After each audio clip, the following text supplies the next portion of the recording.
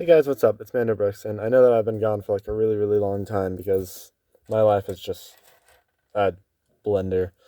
Um, but I am back, and recently, like this weekend or something, another season of a show on Netflix, Lost in Space, came out, and this is a show that I had watched a long time ago.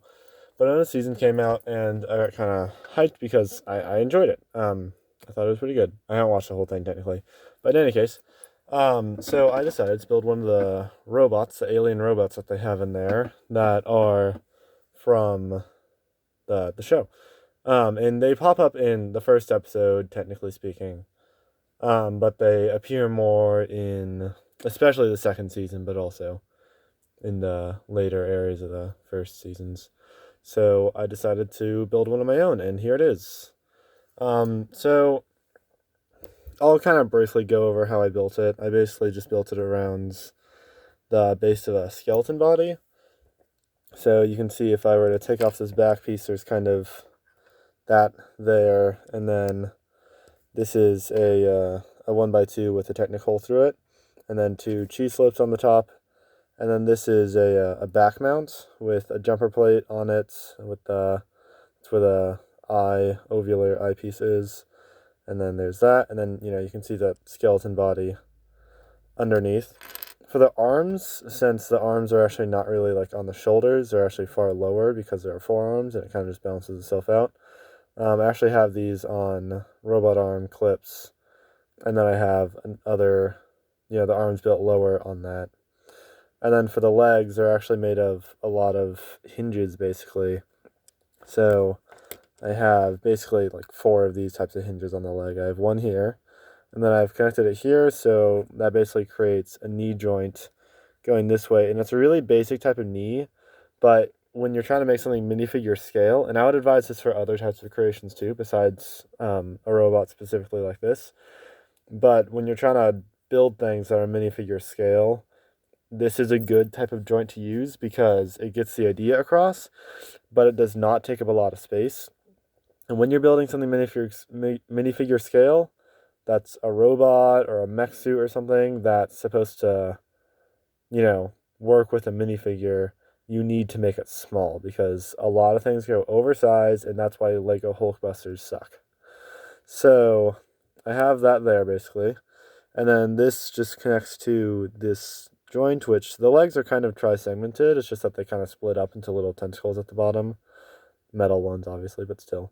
So there are four of those. So I kind of just have these hinges built around at angles. You can, of course, also pose them like this, but when you pose them like this, the only angle it can really stand at is one like this, and you have to get the balance just right. I mean, it's still very doable.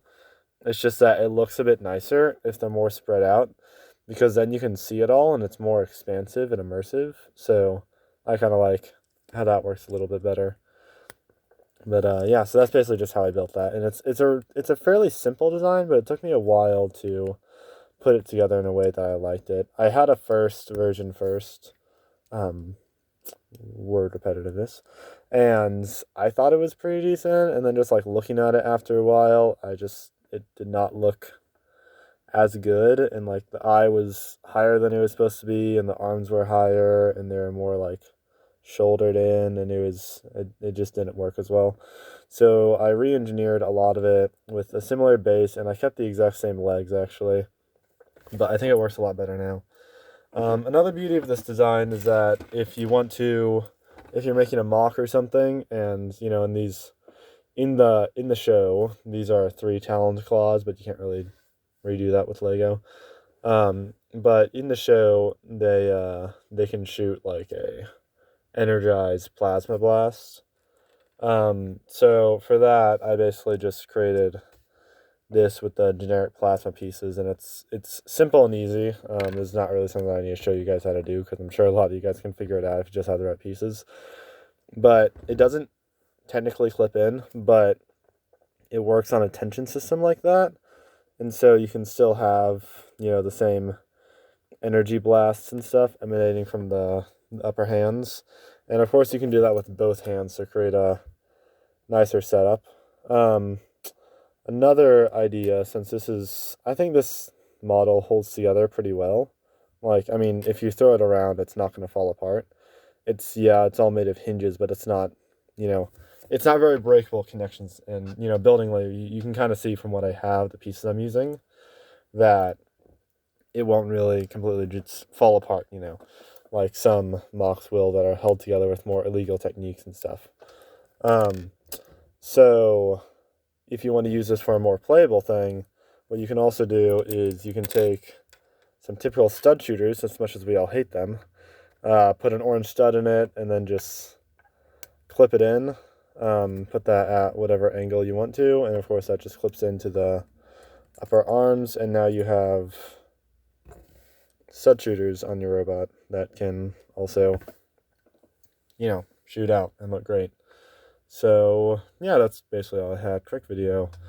We'll see how that goes. Another little tidbit of stuff. This has nothing to do with the robot at all. This is kind of just my other content. I have been working on the Slave 1 mock, with a fire spray.